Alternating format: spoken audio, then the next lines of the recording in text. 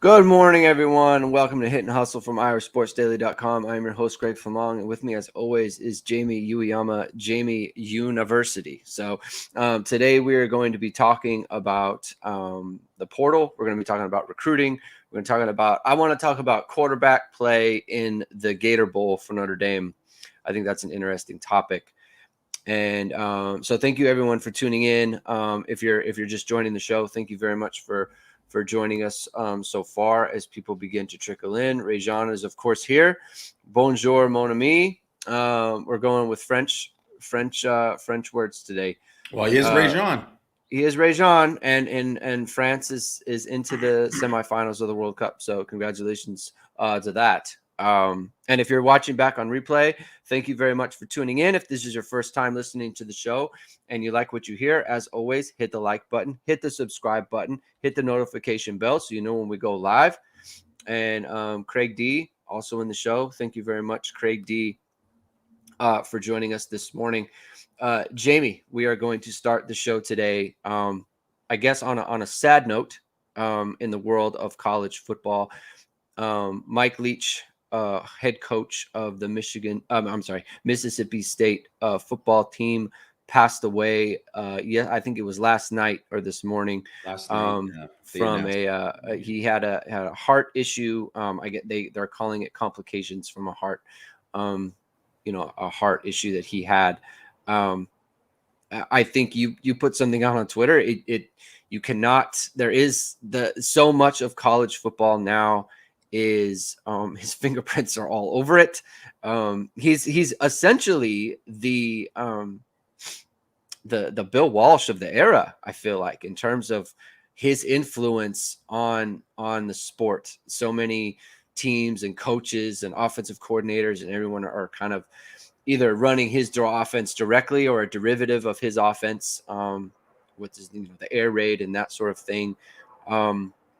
And beyond that, he's has a wife, he has children, he has grandkids. And the sad thing for me always when something like this happens is, he doesn't get to know his grandkids, and his grandkids won't really get to know him because, 61 years old is young. It's young. Yeah. So that's an unfortunate thing. So obviously, condolences to his family, most of all, to his players, to the people who are close to him and that sort of thing. Jamie, do you have any comments about that? Yeah, I mean, obviously it's like, super tragic when someone that age dies. I mean, he was still coaching. Like it's not like he was retired. Yeah. And I don't think like people thought that like, in terms of what he was doing, that he was like done, like anywhere really close to being done. Like I think he, provided his health was okay, like he probably could have coached many, many more years, right? And I think, obviously you kind of like look back at what he did, and he came in at Kentucky and was, he was the guy who came in with Hal Mumme at Kentucky, helped turn, Tim Couch into the first overall pick, right? And then from there got hired to Oklahoma, right? Brought that the air raid to the Big 12. Almost everyone's running the air raid in the Big 12 now. Yeah. That absolutely changed. And he obviously went to Texas Tech from there. But like Oklahoma, like football, and as much as like Bob Seuss was known as a defensive guy, like they're known for offense during that time. And he's the guy who brought the offense there. Like Josh Heupel is not Josh Heupel without one of my Heisman trophies. Yeah, right. And or finished second to the Heisman Trophy. He was like AP. Oh yeah, that's right. Yeah, right. They won the national. Well, they won the national. Yeah, they won the national championship, right? So, and obviously he's got so many people from his Texas Tech staff that have gone on. So many people just from other like Phil Longo, who was the North Carolina guy who just got hired to Wisconsin. Wisconsin's like flipping it and going this completely other direction, this more wide open style. He's an air raid guy, right? He didn't work directly for Mike Leach, but he was a guy who was influenced by the air raid, and that's what became, the basis for his offense and all these kind of things. And he was a guy who was at Ole Miss, right? You see, there's There's the air raid in the SEC. There's the air raid in the Pac-12. Lincoln Riley is a Pac-12 guy. Like there's the air raid in the ACC. Like obviously North Carolina, right? And all of these things and the Big 12 and all this. There's air raid in the NFL. It's high school football all over the place. Like four verts is Mike Leach, right? Like that's all those things. So he didn't win a national championship as a head coach. I mean, I think if you probably look at his record, you'd probably be surprised that he maybe doesn't have as prolific as a record as you might expect. But he turned Texas Tech, which was like kind of an also ran, into like a winner. He turned Washington State was like good before and then was down to the depths of college football in Power 5. He brought them back and made them a winner. And then obviously, he was doing pretty good things at Mississippi State. Even one of those things, like he's the guy who like just roasted Bo Pelini's defense and kind of helped usher out Ed Orgeron. It was the start of ushering out Ed Orgeron, right? So his fingerprints are all over college football. I don't know if he'll make like the College Football Hall of Fame because I think they have like weird criteria in terms of like wins and national championship, but there's no doubt his influence is all over college football. And I mentioned in the tweet, like 7 of the top 25 offenses in yards per play are run some version of the air raid. So that just, it just says it all, really. That what they're able to, what he's been able to do and able to like kind of proliferate with his offense. I'm trying to remember. I know that he coached against Notre Dame as the offensive coordinator in the 99 game against Oklahoma. So that was a kind of a big game. And that was the first year of the Stoops kind of era. And then, Mike Leach was the offensive coordinator there, and they were a really bad team the year before, really bad, like kind of a joke in the sport. And then suddenly they're throwing for all these yards and, Josh Heupel and that sort of thing. And they gave Notre Dame a scare. Notre Dame ended up winning that game.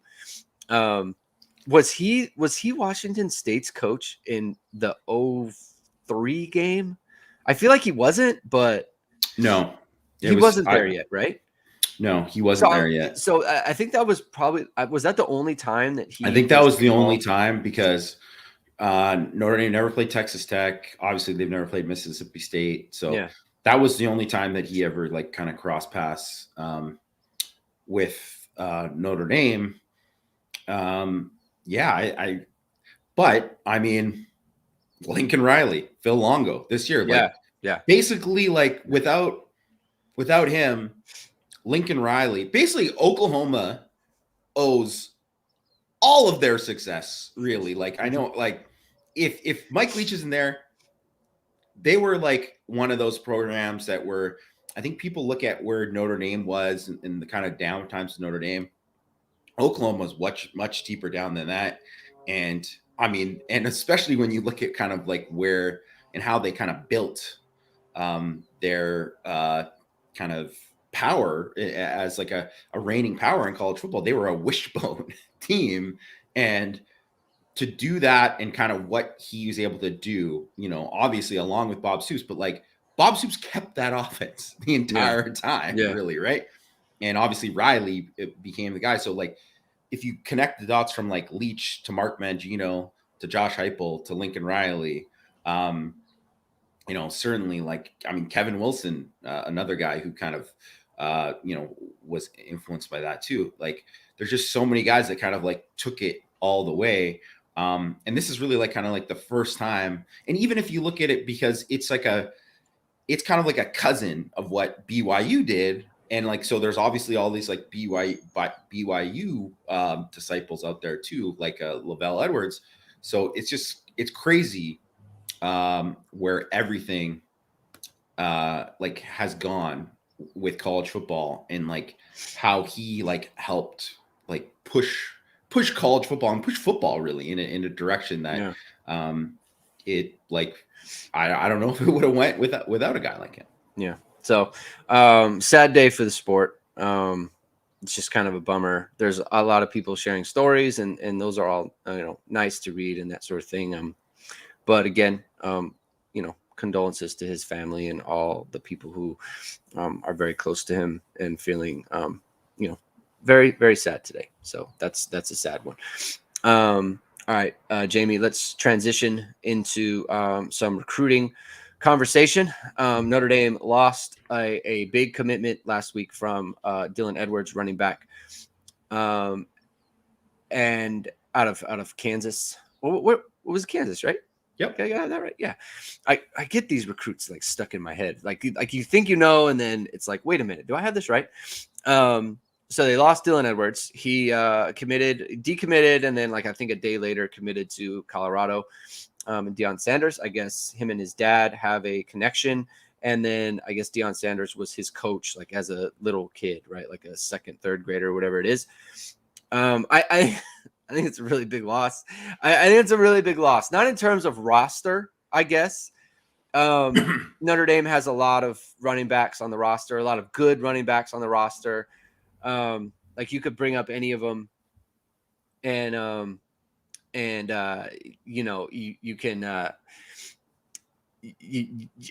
I feel good about it. Like you feel good about any of them carrying the ball, right? So they have a good situation at running back, but they don't have someone like Dylan Edwards, and it's unfortunate because what did we bring up on the last show about the juice, and someone like him can really like rejuvenate an offense and a program, and like just bring excitement to the fan base, like his style of play. And I just don't know that there's anyone quite like him on the roster right now. And I don't know that there's a replacement for it, right? Like I think Jeremiah Love is a speed back and a versatile back, right? And it brings a lot more size, but I just think there was something to Dylan Edwards and his game that I think was really going to bolster the Notre Dame offense, and I don't see a replacement for it. And it's just a bummer. Like I had him as one of the most important recruits in the class. So obviously losing him is I see it as a blow for the program and for the offense. What's your thought on that, on the loss of Dylan? I wouldn't put him as the most important recruits, not in my opinion. I just don't think, because he's kind of a positionless guy. Like he's not going to be, he wasn't going to be a featured back. He was never going to be that. I mean, I don't even know if he was going to be a running back. And I think he's probably a guy who should probably kind of transition to the slot, and might actually just be a gadget guy on offense. That's because if you watch his tape too, and I know the guy scores 1 million touchdowns, but you could never run what they run. And first of all, I mean, no offense, but you're just basically running like these wide pitches, and he's just outrunning a bunch of kids that are never going to play college football. Right. Yeah. So there's a lot of that in what they do that you couldn't do in a college offense. And it's not to say that he can't be like dynamic or anything like that. I haven't had a home run threat since Rocket. Sir, may I introduce you to Will Fuller?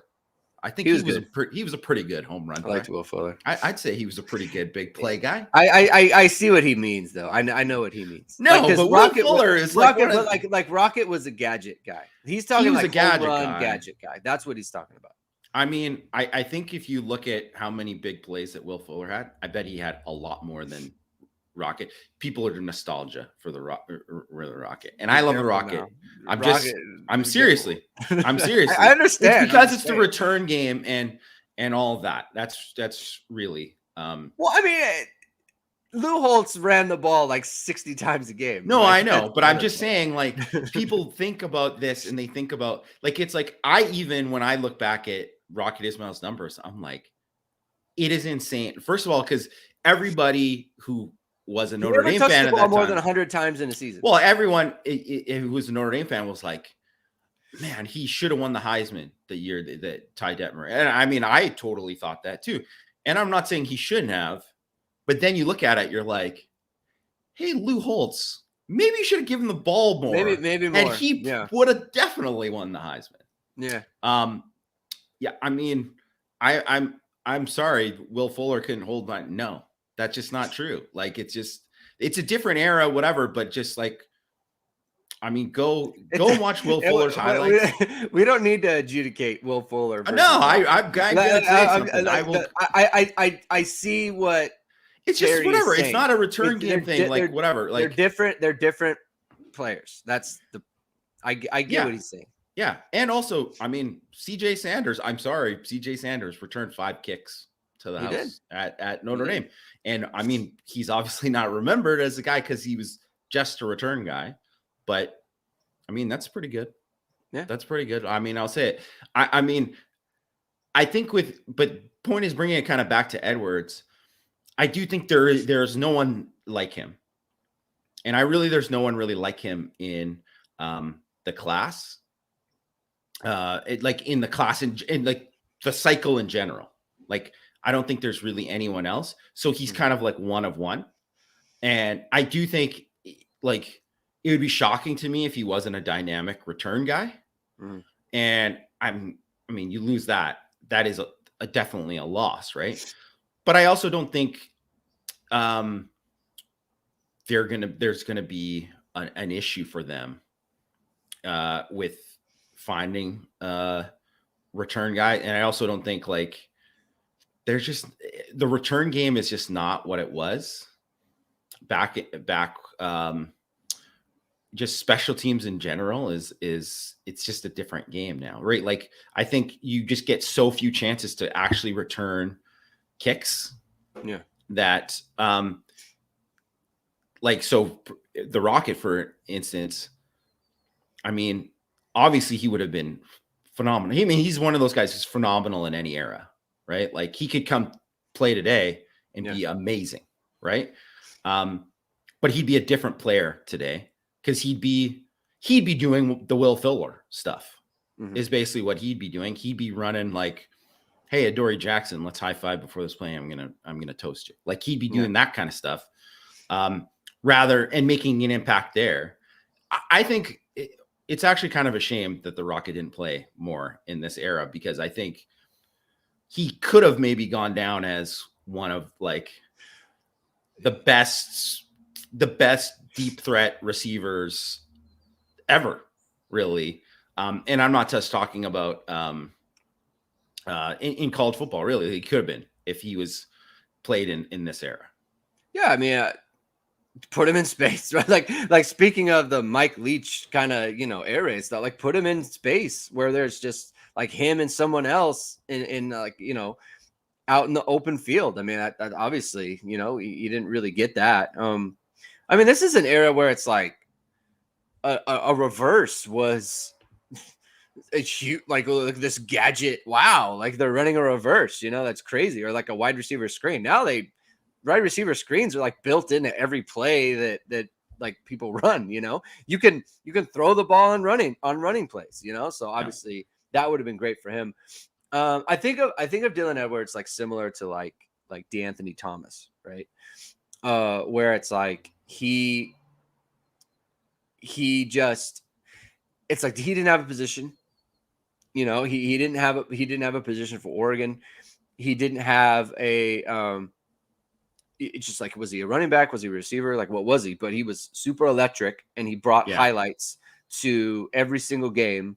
And it was like, there was just certain energy to him. Like, I don't know his numbers. I have no idea what his numbers were. I don't know how many carries he had in a game. I don't know how many catches he had, but it was like, he was just super dangerous. He was a difference maker. He was a guy that you always had to worry about. You always had to worry about. That's what I mean by like most important player in the class. Like, I think the line, like the way you build a team, like the Dylan Edwards piece is kind of last, but it's a very important piece.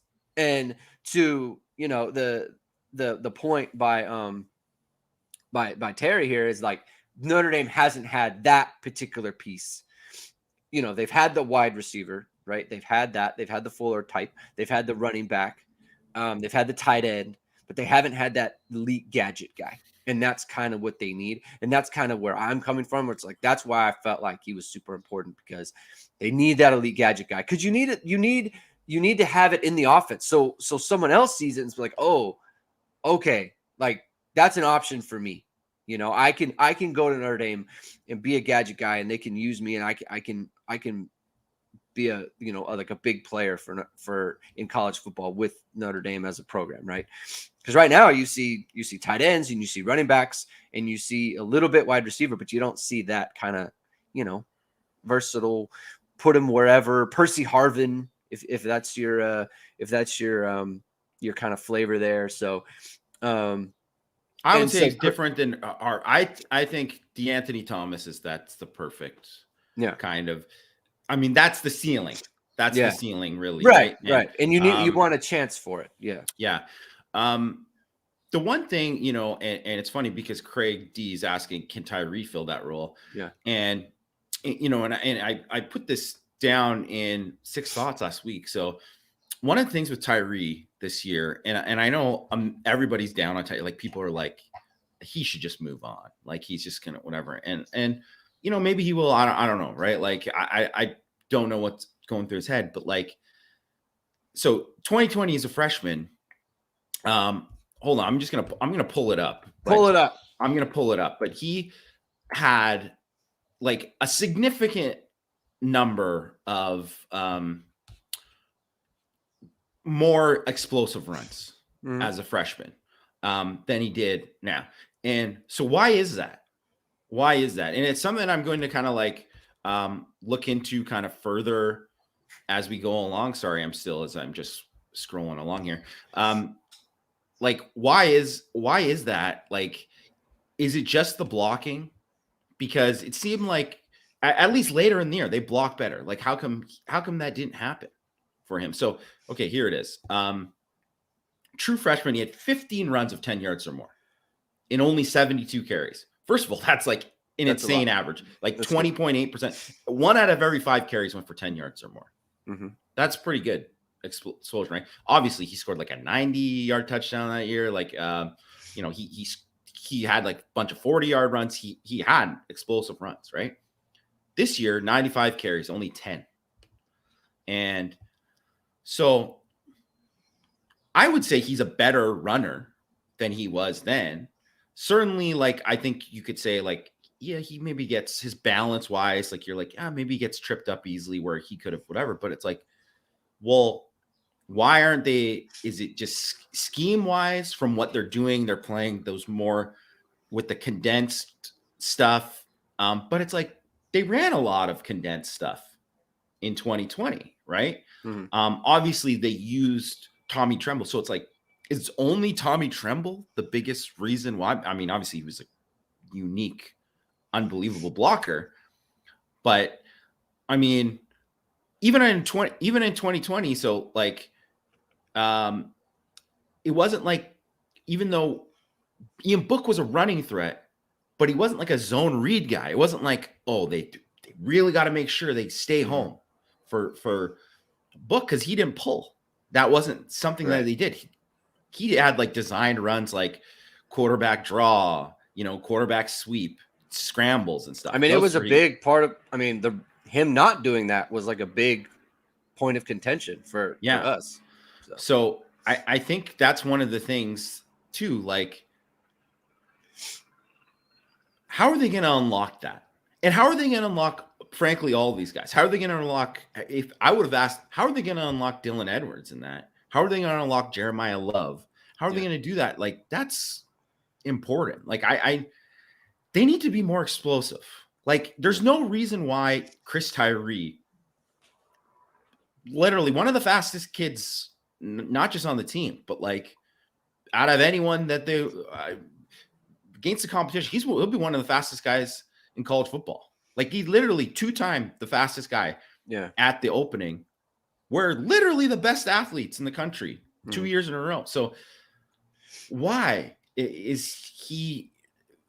are they not getting more explosion out of him? Yeah. And I don't think it's like he's slower. No.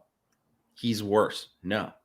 So why is that happening? And I think that's like, honestly, I think that's a big question for me going into kind of like next year. And for the same thing with like Jadarian Price, who I think if he's healthy has a chance to be a very explosive player. But I'm like, is he going to have all this? I'm like, what's missing there? And I wish I knew the answer, but I don't know the answer. And I don't think it's as simple as like, as Mike suggests, they need a more dynamic. I do think they need a more dynamic quarterback. I do think that's part of it, but I don't think if just like Tyler Buckner's there, that just opens everything up. There's something else missing there. Right. I do think it's possible he is a little bit slower, because he put on a good amount of weight. I mean, it was muscle, right? It's not bad weight, but it's like his freshman year, he was the lightest he's been, right? What is he now? 190, 195? You know, I think his freshman year he was 179. Yeah. I just think it's possible. I don't know for a fact. I'm just saying, like, for someone like him who's short-limbed, you know, it's not like he's a long limb guy. Yeah. It's like you put on some bulk, it might tighten you up a little bit. I'm just that's just you know, it's possible. I think the other part too is like he has not been a very good tackle breaker. He's not good in space, and I'm but you know what I'm saying? Like he wasn't that. He wasn't that. He was never in 2020. Never. So right. like no, he was never. So why? So why that huge dip? Is it just like the holes just aren't as big? Yeah. The receiver blocking is not as good. All I can say is that like I'm thinking of individual plays where it's like you got to get out of this. Like you got to break this tackle, right? Like yesterday I was watching the Syracuse game, and they have a run that is so clearly like just bounce this outside. He'll score. Like just bounce it outside, he'll score. He doesn't. The nose tackle, you might know the play that I'm thinking of. The nose tackle like is able to move laterally. Like he beats Corral and moves laterally at the line of scrimmage, and he trips him up by like his foot.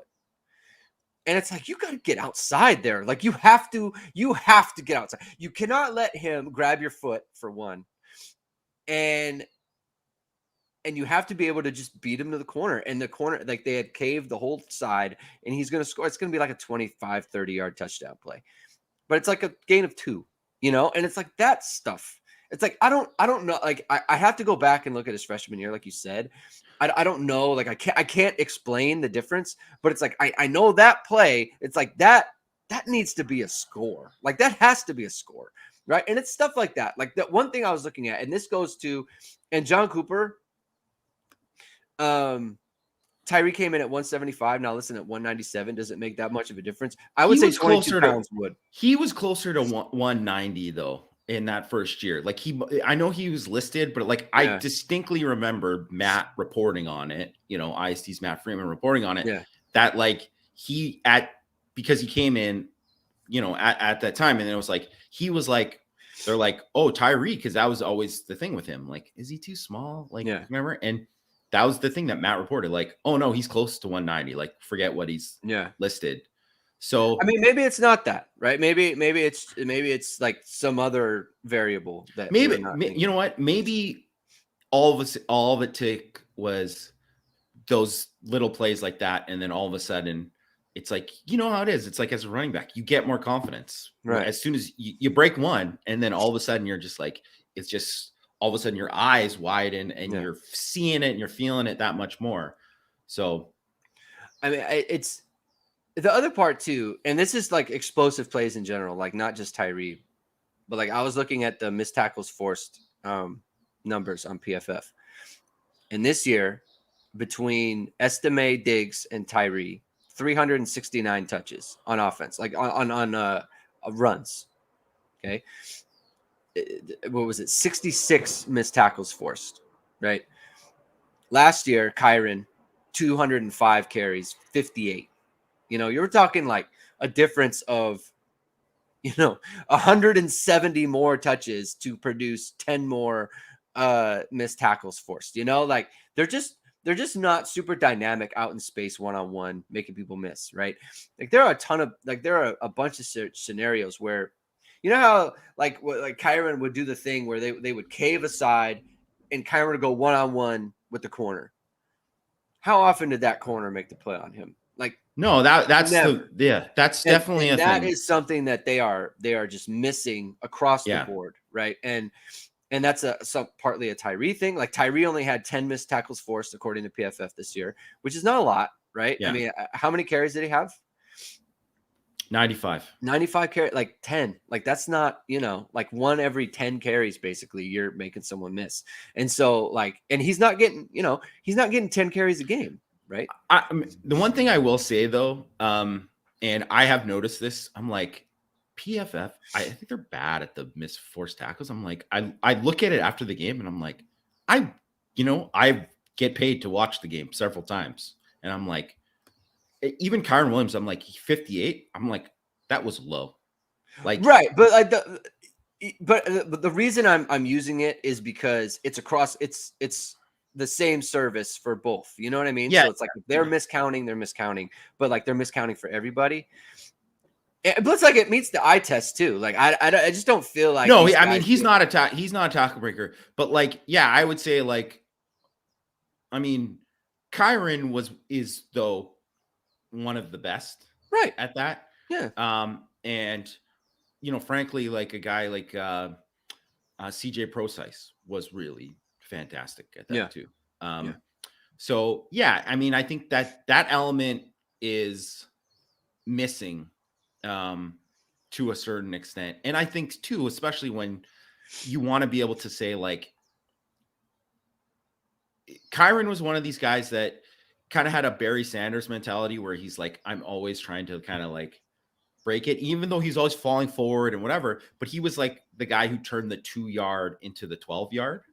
Mm-hmm. And I would say Estime and Diggs, especially, are the guys who turn the 2-yard into the 5-yard. You know what I mean? Like, it's like they're still getting yards after contact, but it's not like they're springing out and maybe they're making that first tackler miss, but then they aren't making the second guy. And Kyron just had that kind of special ability, frankly, right? Yeah. And I'm just seeing the comments too. This Askia Jamal, who's mentioning too about, I mean, Reese was the coordinator in 2020 when Tyree had all those runs. And so, I mean, I think whatever, people can be critical of Tommy Reese. I think that's fine. And there's certainly reasons to be critical of him, period. Right. Of different things. And, the performance and everything, quarterback recruiting, whatever, all this kind of stuff, it's all on the table. But when you look at a lot of the stuff is the same. So why is that different? Especially if it's like the guy calling the plays is the same. So it's, that's something, I think it's something worth looking at. And I think, if I was Tommy Reese, I would be looking at that too. Right. I'm gonna go to this comment by Askia Jamal. For example, imagine if we had Tennessee's OC or NC State's OC or even Chip Kelly type Terry, we wouldn't have these issues. I don't think NC State's OC is anything. I don't know why you're bringing up NC. I think you mean North Carolina. I think I mean North Carolina. Yeah, I think that's. Here's the thing. I think we all just kind of. Tyree is fast and he's X, and they need to use him better. They're not using him good enough, in my opinion.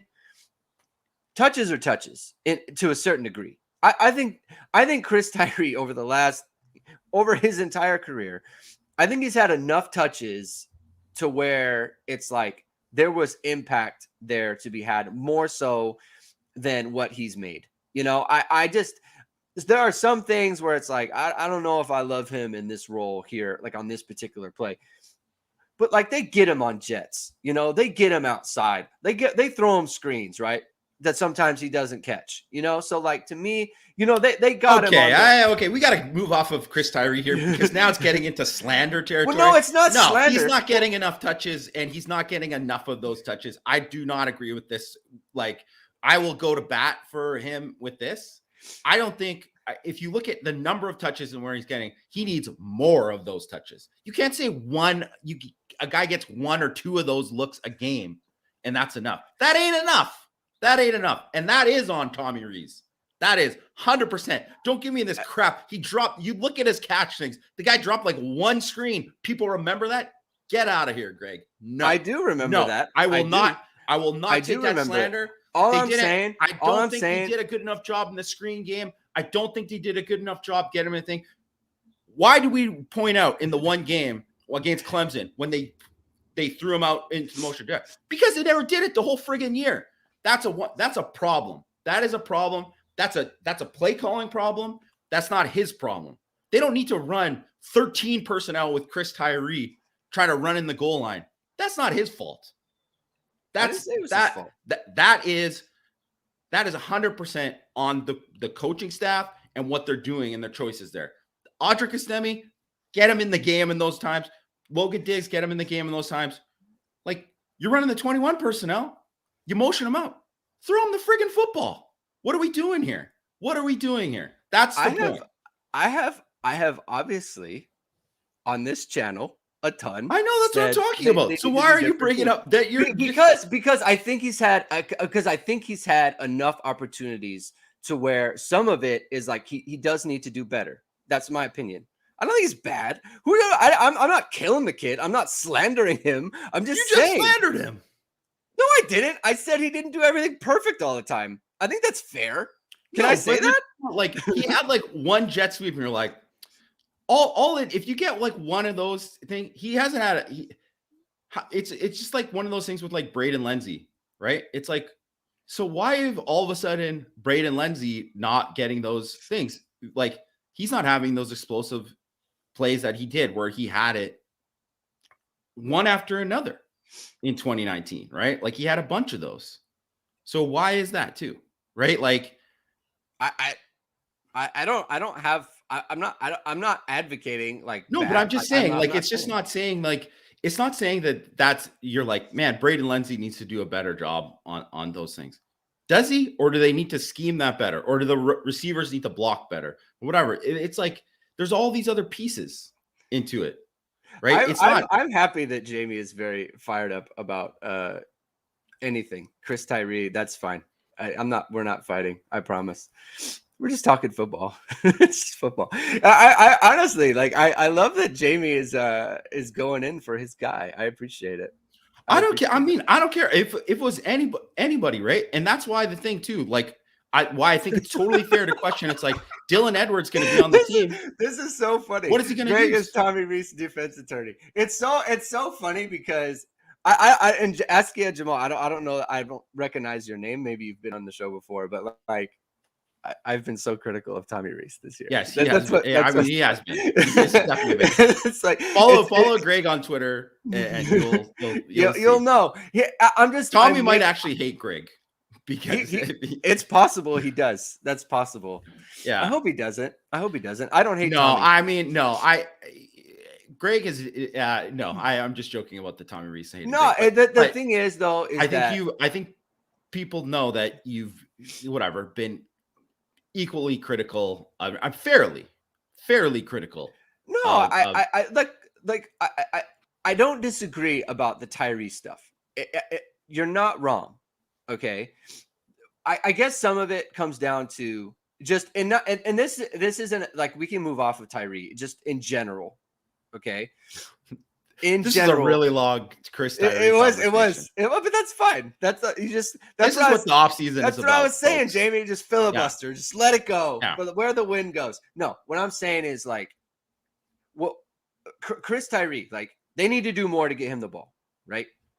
Do more to get Chris Tyree the ball. Get him in better situations, more jets, more bubbles, like they did against Clemson. Like, all that stuff was really good, right? More bubbles and all those things. But, like, you also need to do that for like Lorenzo Styles. You also need to do that for, like, you need to maximize Estime. Different you have to maximize Estime, and you have to maximize Diggs, and then you have also Michael Mayer, and you have, so that's what I'm kind of like, when you get the opportunities, like, you do have to maximize them, to a certain extent. That's kind of my main point, is that it's not just about one player all the time. It's the whole offense, and there's not enough plays, and there's not enough touches. Tobias Merriweather got to do more. Yeah, but you know what? I think the one thing, and I think this is, you're right in terms of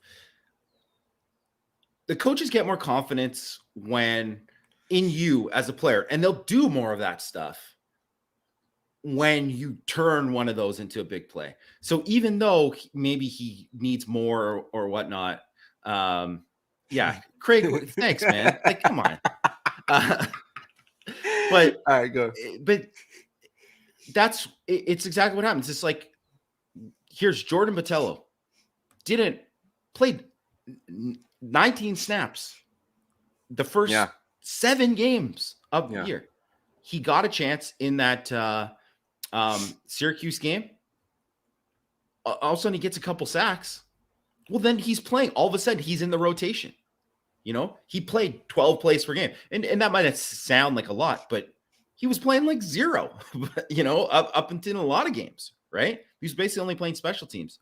So I think that is something like it's just, that's a tale as old as time for the coaches. All of a sudden, a guy makes a play. It's like, oh, we're going to give him more chances, right? It's just like where Prince Colley will get in at linebacker, and it's like, well, if he comes in and he blows it, and it's like, wow, he made a bad assignment. Well, guess what? He's probably not going to play the rest of the game. Yeah. But if he comes in and all of a sudden even if it's just like a fluke call that he just walks into a tackle for loss, well, he's going to play more. And that's just kind of like how it goes with a lot of stuff. So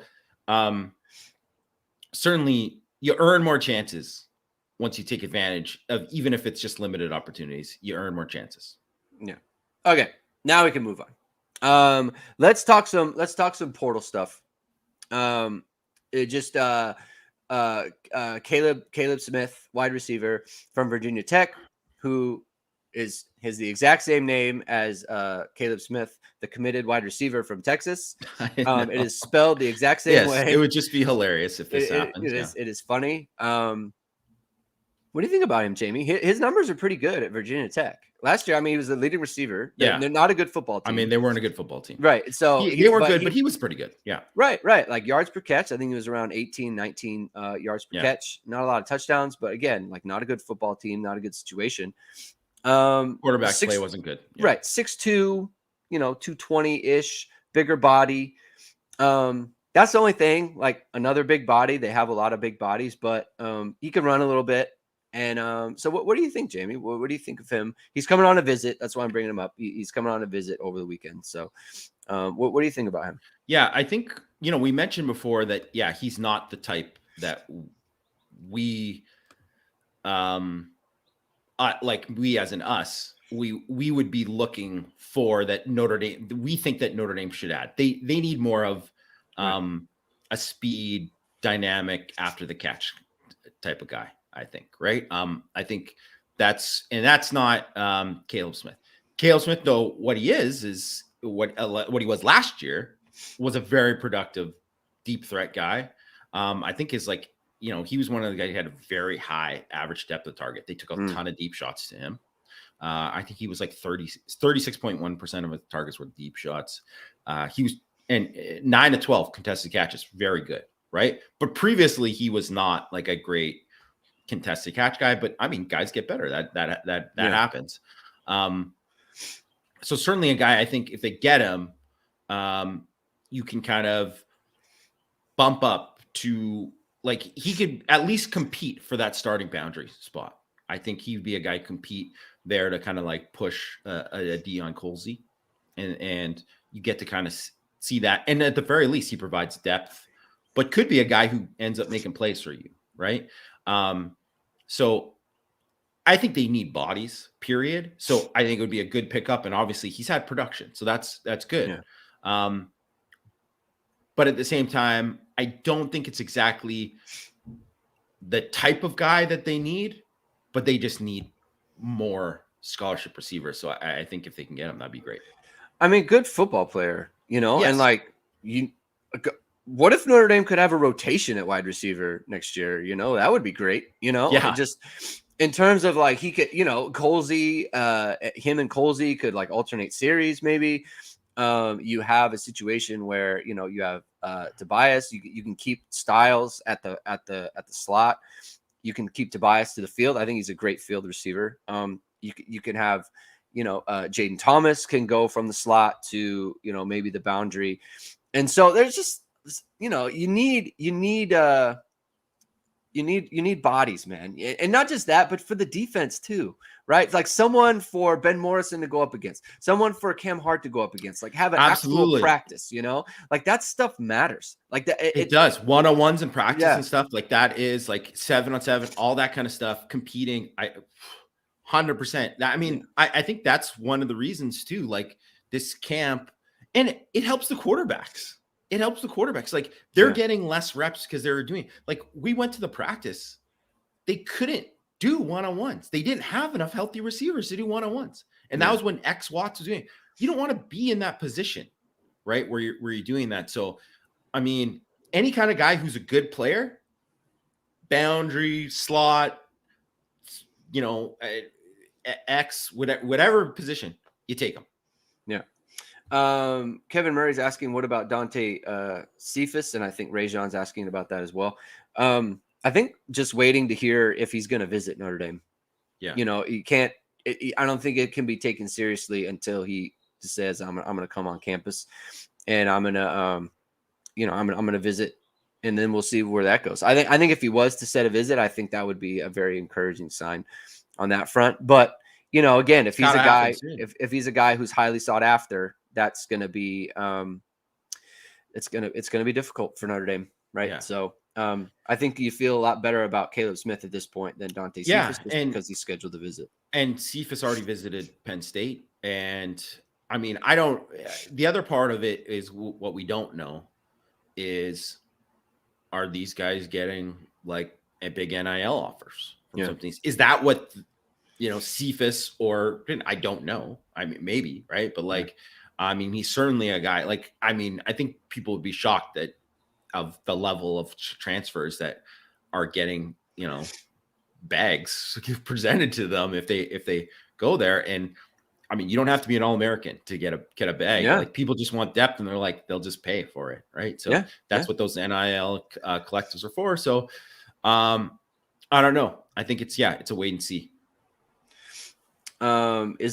Jason Warnock is asking, is the quarterback situation causing guys to wait? So just in terms of like who's Notre Dame's quarterback going to be, that's possible. It's definitely possible. And speaking of the quarterback situation, Jamie, I wanted to talk about that as we come up on a kind of our last topic of the day. Is you and Mike yesterday were talking about Tyler Buchner and Steve Angeli and just how that situation was going to work out for the bowl game and that sort of thing. Because it sounds like Buchner's taken a lot of reps. It sounds like he's, and Tommy Rees has talked praising him and one of his best practices in the, and since he's been at Notre Dame and that sort of thing. For me, that's a very grain of salt. Comments about practicing, like I don't know what that means. But do you think, what is more important to you? Is it more important to find out what you have with Buchner after all this time, or is it more important to find out what you have with Angeli, in your opinion? I think it's, and it's one of the reasons why I said, like, I think it's good for both of those guys if they're in a situation where both guys can play in the game, because then you got to look at both. I think it's just more important, period, whether, no matter who it is, that you find someone that you're like, one of these guys is going to compete for the starting job in the spring. Right. Because, obviously you're trying to get a transfer in and you don't know who that is yet, whatever. Right. But I think a lot of people are like Hudson Card, right? Hudson Card is the guy. And it's like, well, if they don't get Hudson Card because he hasn't visited yet and we don't know, and there's still a lot of other programs are after Hudson Card. If they don't get it, who's that guy going to be? And is that guy going to definitely be a guy that you're like, oh, he's the starter? For sure. Right. Yeah.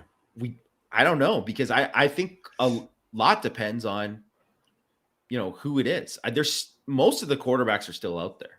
Right. And then look, Grayson McCall, and I'm not saying Notre Dame's going to get in on Grayson McCall or he's even looking at a school like Notre Dame, because I don't know if his intention is to follow, his former head coach to Liberty or whatnot and stay in that same system. But he's a name that just went in. So are there going to be other guys that could go in, right? That we've kind of talked about before, right? So I think it doesn't matter who it is. Just one of those guys has to be a guy like, I think this guy can compete for the starting job. And that's kind of where how I see it. Just who's the best guy? This is almost like a mini quarterback competition. And who's the best guy here? And then it's like, and then obviously the biggest data point is the bowl game and where you go from there. It's difficult because, as you bring up, I don't think you can have three competing for a starting job. Yes. Yeah. There's just not enough reps. There's not enough reps to go around. Yeah. And I don't think people realize how big a factor that is. Like literal reps. There's just not a lot to go around. There really isn't. The way a practice works is there's not a lot of, first of all, there's not a lot of team reps, right? How many throws would you say any one quarterback gets in like 7-on-7? Like maybe 10, like 7 to 10. Like there's just not that many. You would think that they would take like 20, 30 reps over. It's like, that's not how it works. No. They're just that practices do not work that way. And then in team, same thing. You're getting maybe 7 to 10 reps. And the backup's getting probably like 30% of that. Right. Right. So that's just. It's very hard to do. It's very hard to give someone equal shake, and especially when there's three. So, and then you have to consider like, okay, Buckner, if he's not the one who's going to be competing for the starting job, I mean, what's he going to do? Is he going to wait around? Right. Like, is he going to be the third team guy with, behind Angeli? Is he going to be okay just being like the kind of a role he had in 2021, depending on what kind of quarterback they bring in? So there's just a lot of like moving parts to this. There's a lot of questions. I don't want to say complications, but just like things to be considered when, bringing in a quarterback and what they have to do. And so for me, I really think that,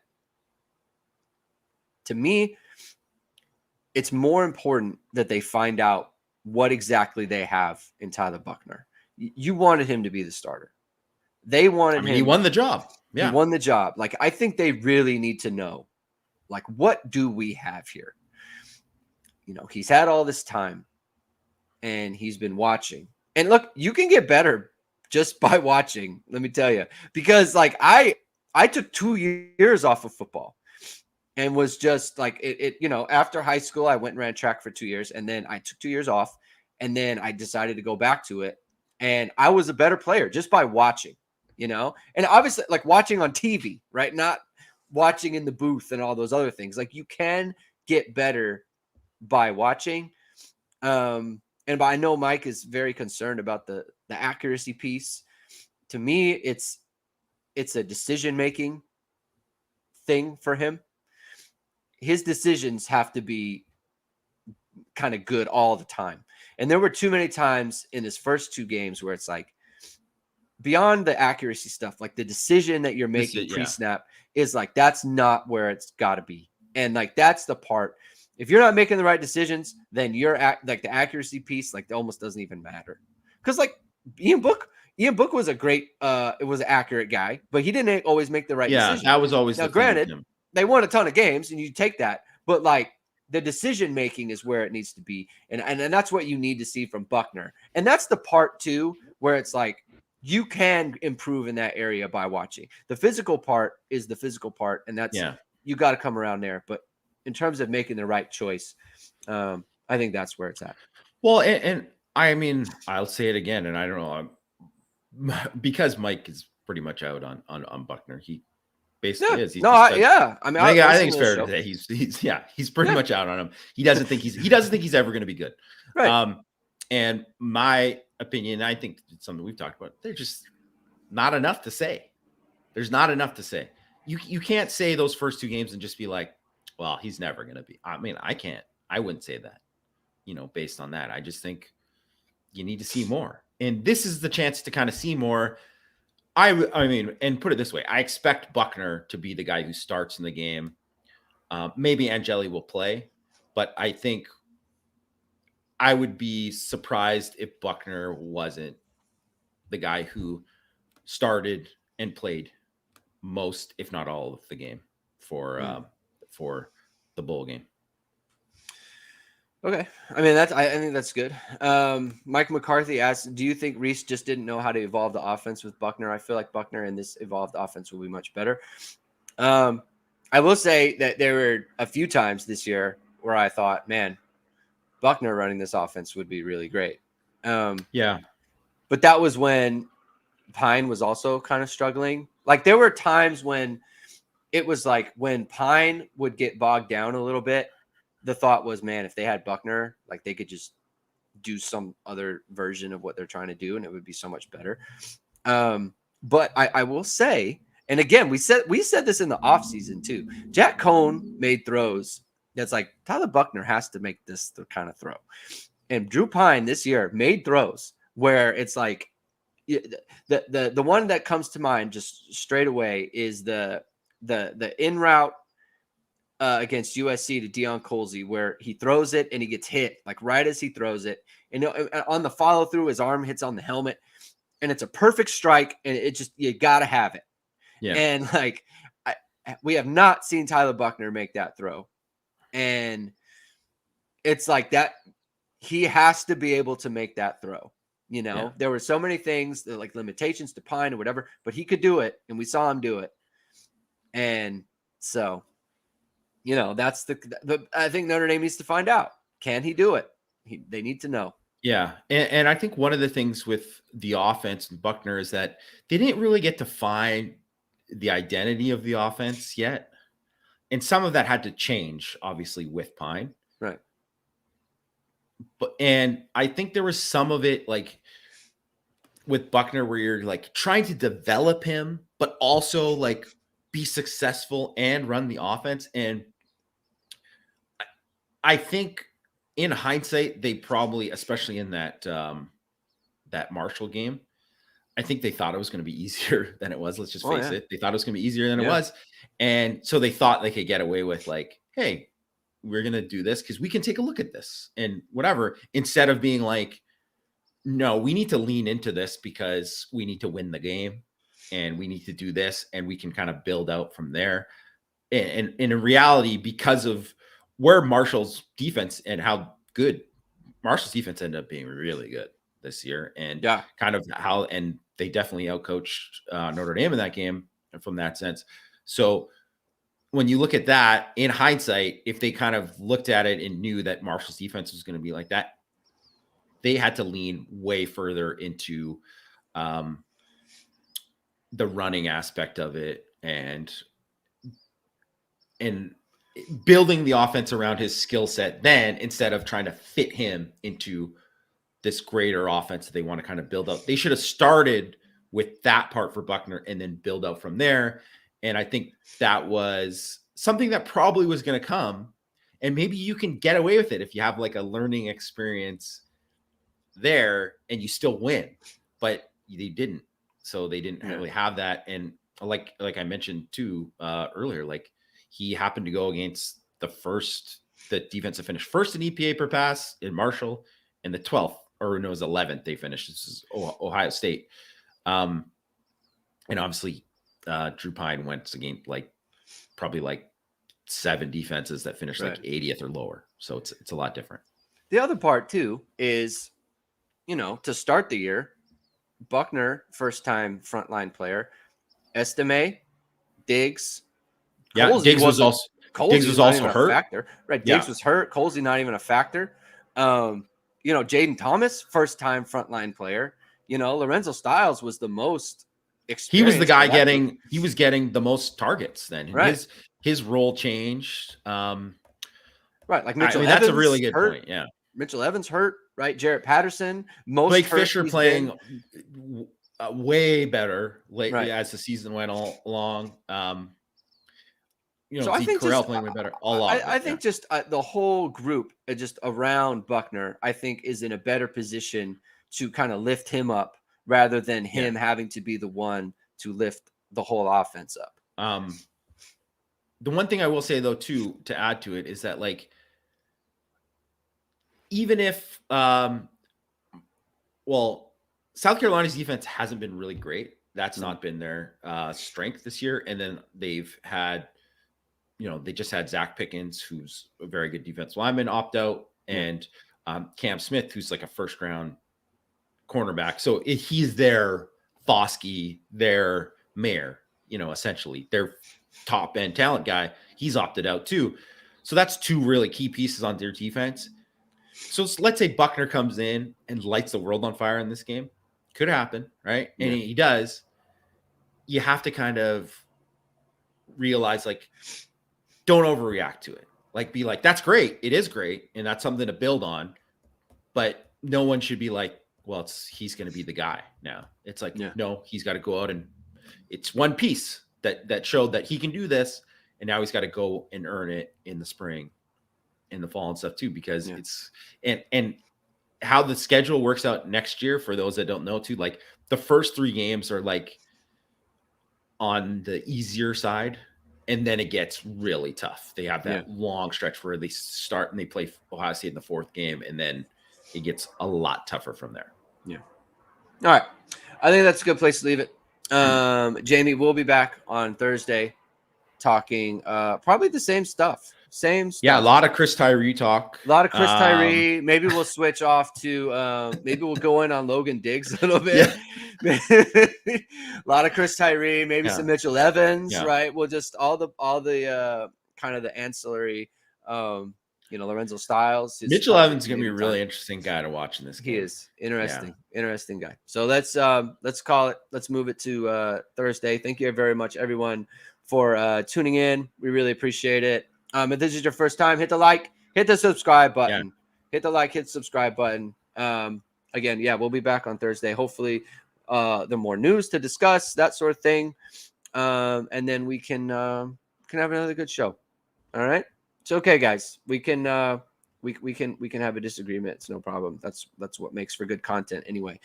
Didn't you see Skip and Shannon yelling at each other yesterday, Jamie? It wasn't like that. This was not. No, I'm not bringing up. I'm not just being like, you only played this. Remember, you retired at 35. And you know what? I did retire at 35 from my flag league. And let me tell you something. Double champions. That's right. Back-to-back titles for the co-ed flag league. Oh, Skip is a loser. That's right. The other guys. Go Shannon. All right, everybody. Have a good one. We'll talk to you again on Thursday.